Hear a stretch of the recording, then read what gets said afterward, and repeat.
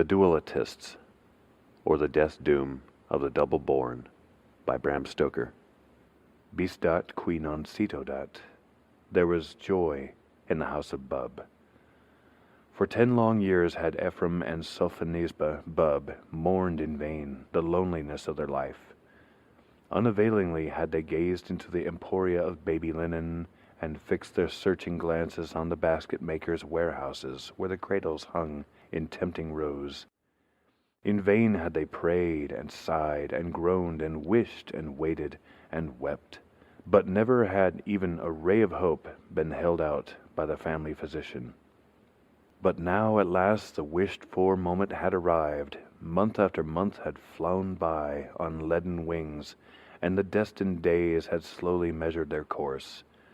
The months had become weeks, the weeks had dwindled down to days, and the days had been attenuated to hours. The hours had lapsed into minutes, the minutes had slowly died away, and but seconds remained. Ephraim Bub sat cowering on the stairs, and tried with high-strung ears to catch the strain of blissful music from the lips of his firstborn. There was silence in the house, silence as of the deadly calm before the cyclone. Ah, Ephraim Bub, little thinkest thou that another moment may forever destroy the peaceful, happy course of thy life, and open to thy too craving eyes the portals of that wondrous land where childhood reigns supreme, and where the tyrant infant, with the wave of his tiny hand and the imperious treble of his tiny voice, sentences his parent to the deadly vault beneath the castle moat. As the thought strikes thee, thou becomest pale. How thou tremblest as thou findest thyself upon the brink of the abyss. Wouldst that thou could recall the past. But hark, the die is cast for good or ill. The long years of praying and hoping have found an end at last. From the chamber within comes a sharp cry, which shortly after is repeated. Ah, Ephraim, that cry is the feeble effort of childish lips as yet unused to the rough worldly form of speech to frame the word Father. In the glow of thy transport all doubts are forgotten, and when the doctor cometh forth as the harbinger of joy, he findeth thee radiant with new-found delight. My dear sir, allow me to congratulate you, to offer twofold felicitations. Mr. Bub, sir, you are the father of twins. Chapter 2. Halcyon Days. The twins were the finest children that were ever seen, so at least said the cognoscenti, and the parents were not slow to believe. The nurse's opinion was in itself a proof. It was not, ma'am, that they was fine for twins, but they was fine for singles, and she ought to know, for she had nussed a many in her time, both twins and singles. All they wanted was to have their dear little legs cut off and little wings on their dear little shoulders, for to be put one on each side of a white marble tombstone, cut beautiful, sacred to the relic of Ephraim Bub, that they might, sir, if so be that missus was to survive the father of 2 such lovely twins, although she would make bold to say, and no offence intended, that a handsome gentleman, though a trifle or two older than his young lady, though for the matter of that she heard that gentleman was never too old at all, and for her own part she liked them the better for it. Not like bits of boys that didn't know their own minds, that a gentleman, what was the father of 2 such heavenly twins, God bless them, couldn't be called anything but a boy, though for the matter of that, she never knowed in her experience, which it was much, of a boy as 'ad such twins, or any twins at all, so much for the matter of that. The twins were the idols of their parents, and at the same time their pleasure and their pain. Did Zerubbabel cough, Ephraim would start from his balmy slumbers with an agonized cry of consternation, for visions of innumerable twins black in the face from croup haunted his nightly pillow. Did Zachariah rail at ethereal expansions, Sophonisba, with pallid hue and disheveled locks, would fly to the cradle of her offspring. Did pins torture, or strings afflict, or the flannel or flies tickle, or light dazzle, or darkness affright, or hunger or thirst assail the synchronous productions, the household of Bub would be roused from its quiet slumbers, or the current of its manifold workings changed. The twins grew apace, were weaned, teethed, and at length arrived at the stage of 3 years. They grew in beauty, side by side. They filled one home, etc. Chapter 3. Rumors of Wars. Harry Murford and Tommy Santon lived in the same range of villas as Ephraim Bubb.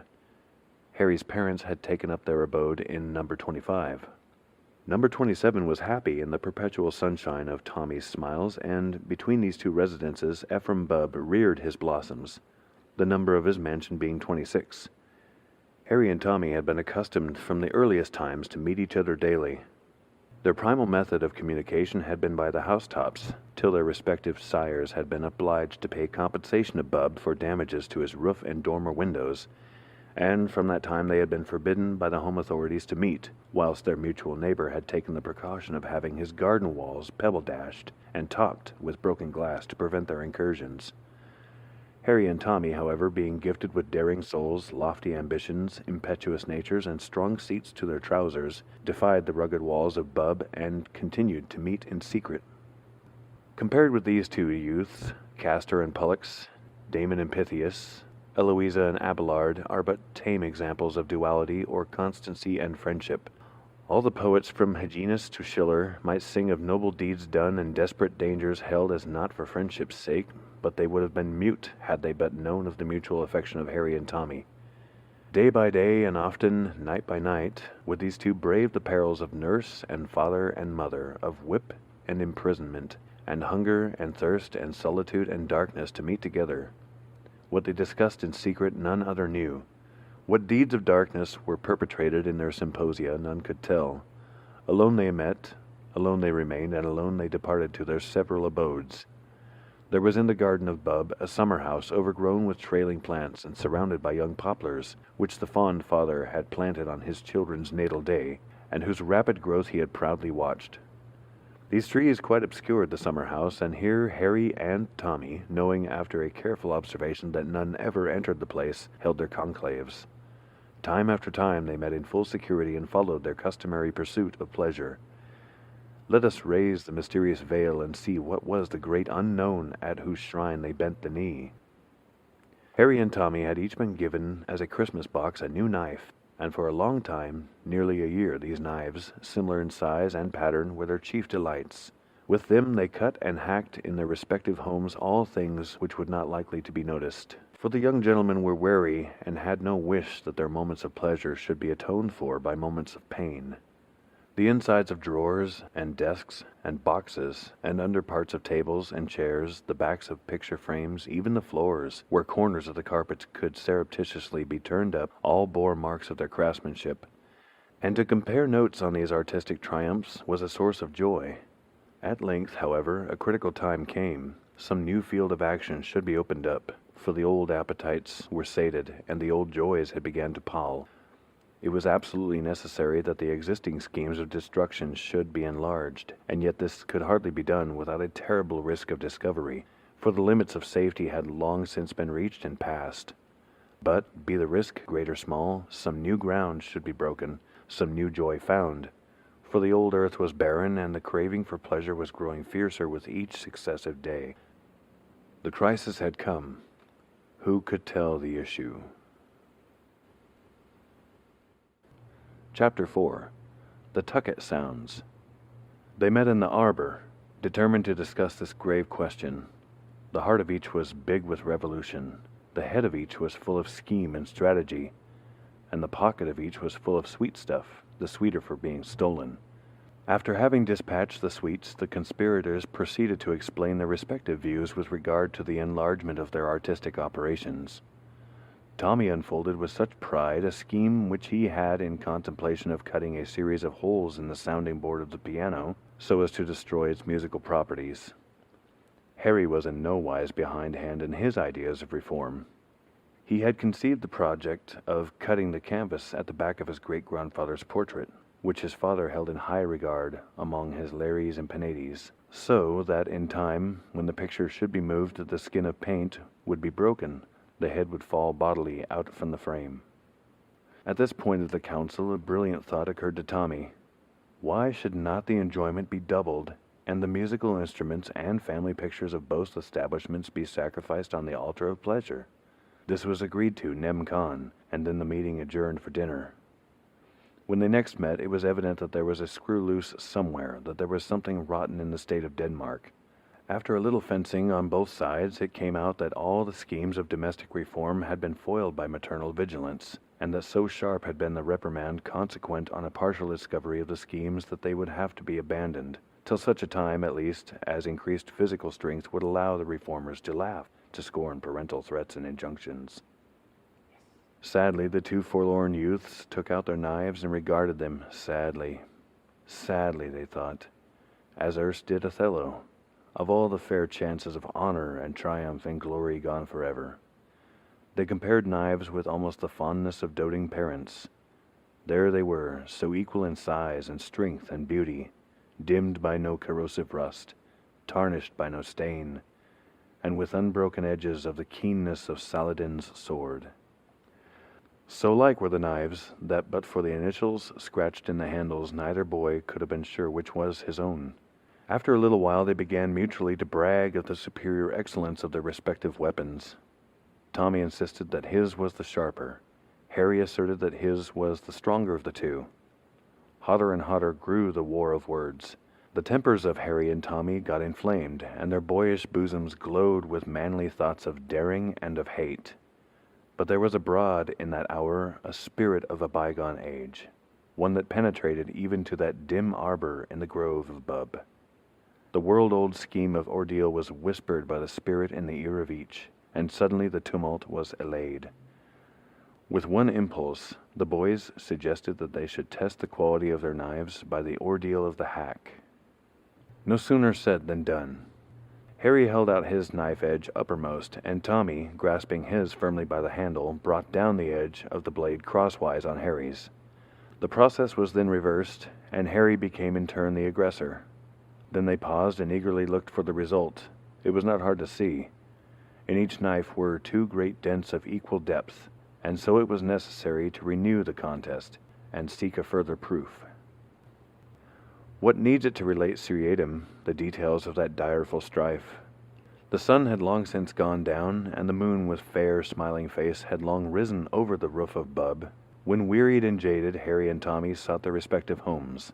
Alas, the splendor of the knives was gone forever. Ichabod, Ichabod! The glory had departed, and not remained but two useless wrecks, with keen edges destroyed, and now like unto nothing save the serried hills of Spain. But though they mourned for their fondly cherished weapons, the hearts of the boys were glad, for the bygone day had opened to their gaze a prospect of pleasure as boundless as the limits of the world. Chapter 5.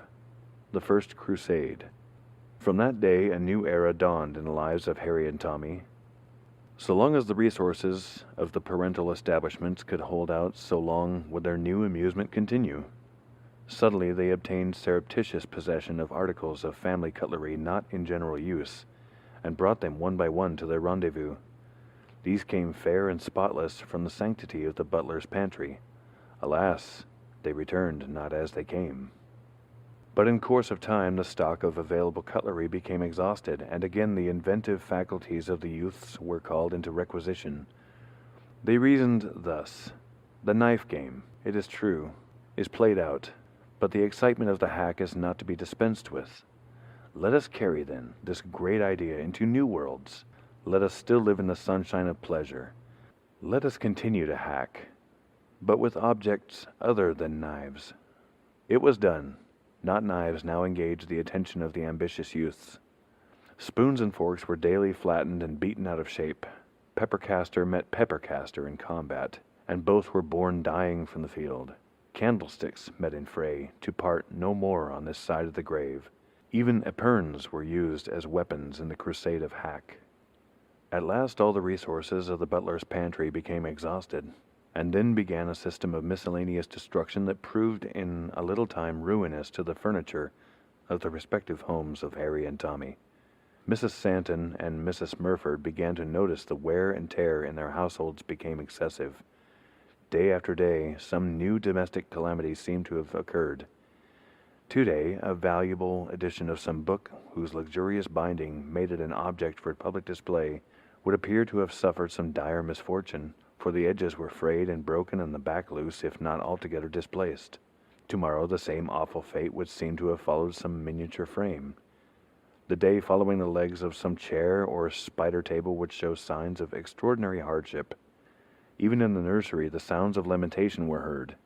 It was a thing of daily occurrence for the little girls to state that when going to bed at night they had laid their dear dollies on their beds with tender care, but that when again seeking them in the period of recess they had found them with all their beauty gone, with legs and arms amputated and faces beaten from all semblance of human form.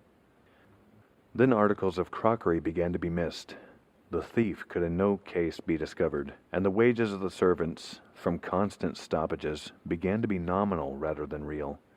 Mrs. Murford and Mrs. Stanton mourned their losses, but Harry and Tommy gloated day after day over their spoils, which lay in an ever-increasing heap in the hidden grove of Bub. To such an extent had the fondness of the hack now grown that with both youths it was an infatuation, a madness, a frenzy. At length one awful day arrived. The butlers of the houses of Murford and Stanton, harassed by constant losses and complaints, and finding that their breakage account was in excess of their wages, determined to seek some sphere of occupation where, if they did not meet with a suitable reward or recognition of their services, they would at least not lose whatever fortune and reputation they had already acquired. Accordingly, before rendering up their keys and the goods entrusted to their charge, they proceeded to take a preliminary stock of their own accounts, to make sure of their accredited accuracy. Dire indeed was their distress when they knew to the full the havoc which had been wrought. Terrible their anguish of the present, bitter their thoughts of the future. Their hearts, bowed down with the weight of woe, failed them quite. Reeled the strong brains that had erst overcome foes of deadlier spirit than grief, and fell their stalwart forms prone to the floors of their respective sancta sanctorum. Late in the day, when their services were required, they were sought for in bower and hall, and at length discovered where they lay. But alas for justice! They were accused of being drunk and for having, whilst in that degraded condition, deliberately injured all the property on which they could lay hands. Were not the evidences of their guilt patent to all in the hecatombs of the destroyed? Then they were charged with all the evils wrought in the houses, and on their indignant denial, Harry and Tommy, each in his own home, according to their concerted scheme of action, stepped forward and relieved their minds of the deadly weight that had for so long in secret borne them down. The story of each ran that time after time he had seen the butler, when he thought that nobody was looking, knocking knives together in the pantry, chairs and books and pictures in the drawing-room and study, dolls in the nursery, and plates in the kitchen. Then indeed was the master of each household stern and uncompromising in his demands for justice. Each butler was committed to the charge of myrmidons of the law under the double charge of drunkenness and wilful destruction of property. Softly and sweetly slept Harry and Tommy in their little beds that night. Angels seemed to whisper to them, for they smiled as though lost in pleasant dreams. The rewards given by proud and grateful parents lay in their pockets, and in their hearts the happy consciousness of having done their duty. Truly sweet should be the slumbers of the just. Chapter 6. Let the dead past bury its dead. It might be supposed that now the operations of Harry and Tommy would be obliged to be abandoned. Not so, however. The minds of these youths were of no common order, nor were their souls of such weak nature as to yield at the first summons of necessity. Like Nelson, they knew not fear.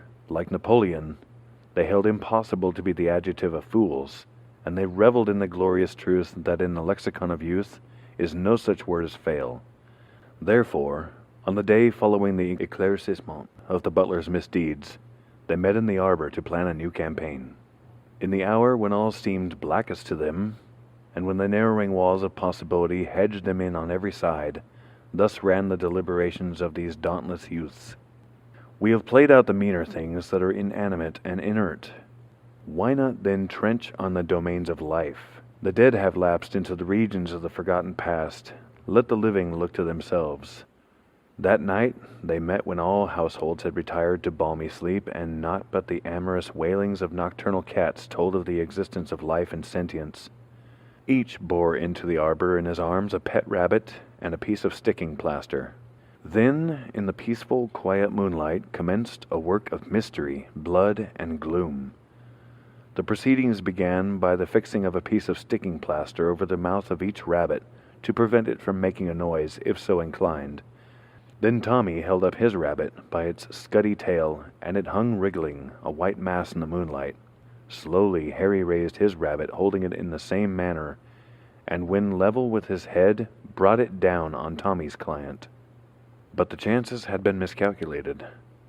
The boys held firmly to the tails, but the chief portions of the rabbits fell to earth. Ere the doomed beasts could escape, however, the operators had pounced upon them, and this time holding them by the hind legs, renewed the trial. Deep into the night the game was kept up, and the eastern sky began to show signs of approaching day as each boy bore triumphantly the dead corpse of his favorite bunny and placed it within its sometime hutch. Next night the same game was renewed with a new rabbit on each side, and for more than a week, so long as the hutches supplied the wherewithal, the battle was sustained. True that there were sad hearts and red eyes in the juveniles of Santon and Murford, as one by one the beloved pets were found dead. But Harry and Tommy, with the hearts of heroes steeled to suffering and deaf to the pitiful cries of childhood, still fought the good fight on to the bitter end. When the supply of rabbits was exhausted, other munition was not wanting, and so for some days the war was continued with white mice, dormice, hedgehogs, guinea pigs, pigeons, lambs, canaries, parakeets, linnets, squirrels, parrots, marmots, poodles, ravens, tortoises, terriers, and cats. Of these, as might be expected, the most difficult to manipulate were the terriers and the cats, and of these two classes the proportion of the difficulties in the way of terrier hacking was, when compared with those of cat hacking, about that which the simple lack of the British pharmacopoeia bears to water in the compound which dairymen palm off onto a too confiding public as milk. More than once, when engaged in the rapturous delights of cat hacking, had Harry and Tommy wished that the silent tomb could open its ponderous and massy jaws and engulf them, for the feline victims were not patient in their death agonies and often broke the bonds in which the security of the artists rested and turned fiercely on their executioners. At last, however, all the animals available were sacrificed, but the passion for hacking still remained. How was it all to end? Chapter 7. A Cloud with Golden Lining. Tommy and Harry sat in the arbor, dejected and disconsolate. They wept like two Alexanders because there were no more worlds to conquer. At last the conviction had been forced upon them that the resources available for hacking were exhausted. That very morning they had had a desperate battle, and their attire showed the ravages of direful war. Their hats were battered into shapeless masses, their shoes were soleless and heelless, and had the uppers broken. The ends of their braces, their sleeves, and their trousers were frayed, and had they indulged in the manly luxury of coat-tails, these too would have gone. Truly, hacking had become an absorbing passion with them. Long and fiercely had they been swept onward on the wings of the demon of strife, and powerless at the best of times had been the promptings of good. But now, heated with combat, maddened by the equal success of arms, and with the lust for victory still unsated, they longed more fiercely than ever for some new pleasure. Like tigers that have tasted blood, they thirsted for a larger and more potent libation. As they sat with their souls in a tumult of desire and despair, some evil genius guided into the garden the twin blossoms of the tree of Bub. Hand in hand, Zachariah and Zerubbabel advanced from the back door. They had escaped from their nurses, and with the exploring instinct of humanity advanced boldly into the great world, the terra incognita, the Ultima Thule of the paternal domain. In the course of time they approached the hedge of poplars, from behind which the anxious eyes of Harry and Tommy looked for their approach, for the boys knew that where the twins were, the nurses were accustomed to be gathered together, and they feared discovery if their retreat should be cut off. It was a touching sight, these lovely babes, alike in form, feature, size, expression, and dress, in fact so like each other that one might not have told either from which. When the startling similarity was recognized by Harry and Tommy, each suddenly turned, and grasping the other by the shoulder, spoke in a keen whisper, "Hack, they are exactly equal.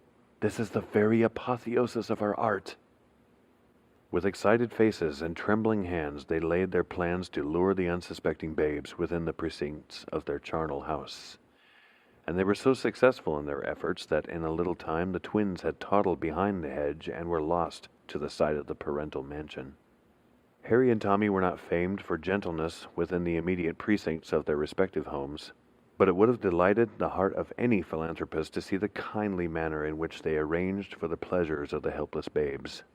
With smiling faces and playful words and gentle wiles they led them within the arbor, and then, under the pretense of giving them some of those sudden jumps in which infants rejoice, they raised them from the ground. Tommy held Zachariah across his arm with his baby moon face smiling up at the cobwebs on the arbor roof, and Harry, with a mighty effort, raised the cherubic Zerubbabel aloft. Each nerved himself for a great endeavor, Harry to give, Tommy to endure a shock, and then the form of Zerubbabel was seen whirling through the air around Harry's glowing and determined face. There was a sickening crash, and the arm of Tommy yielded visibly. The pasty face of Zerubbabel had fallen fair on that of Zachariah, for Tommy and Harry were by this time artists of too great experience to miss so simple a mark. The putty-like noses collapsed. The putty-like cheeks became, for a moment, flattened, and when, in an instant more, they parted, the faces of both were dabbled in gore. Immediately the firmament was rent with a series of such yells as might have awakened the dead. Forthwith from the house of Bub came the echoes in parental cries and footsteps. As the sounds of scurrying feet rang through the mansion, Harry cried to Tommy, "They will be on us soon. Let us cut to the roof of the stable and draw up the ladder." Tommy answered by a nod, and the two boys, regardless of consequences and bearing each a twin, ascended to the roof of the stable by means of a ladder which usually stood against the wall, and which they pulled up after them.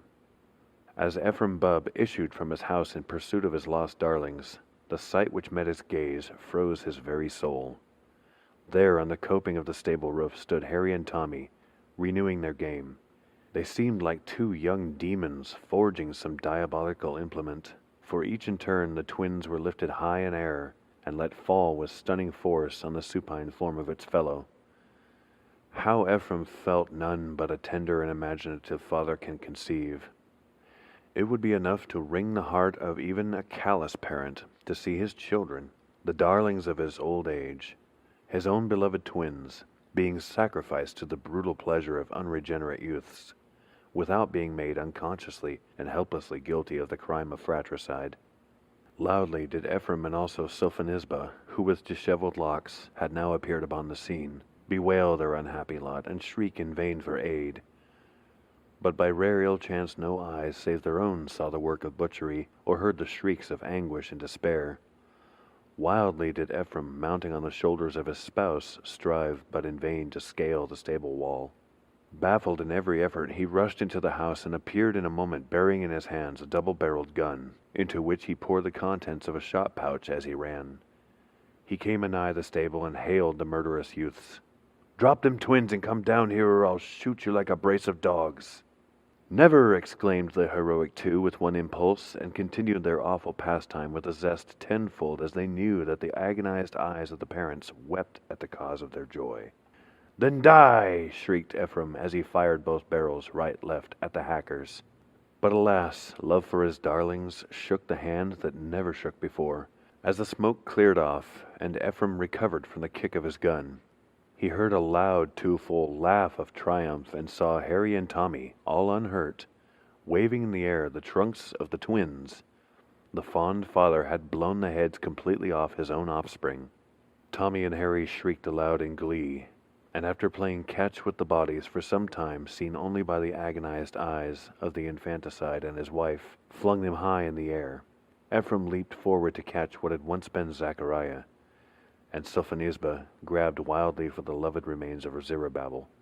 But the weight of the bodies and the height from which they fell were not reckoned by either parent, and from being ignorant of a simple dynamical formula, each tried to effect an object which calm common sense, united with scientific knowledge, would have told them was impossible.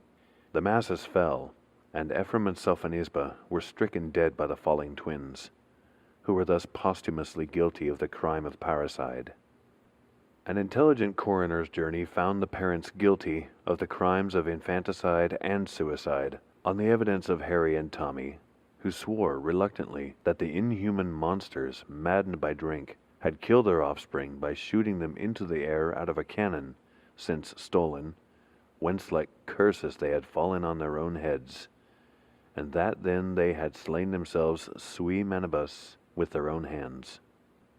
Accordingly, Ephraim and Sophonisba were denied the solace of Christian burial, and were committed to the earth with maimed rites, and had stakes driven through their middles to pin them down in their unhallowed graves till the crack of doom. Harry and Tommy were each rewarded with national honors, and were knighted even at their tender years. Fortune seemed to smile upon them all the long after years, and they lived to a ripe old age, hale of body and respected and beloved of all.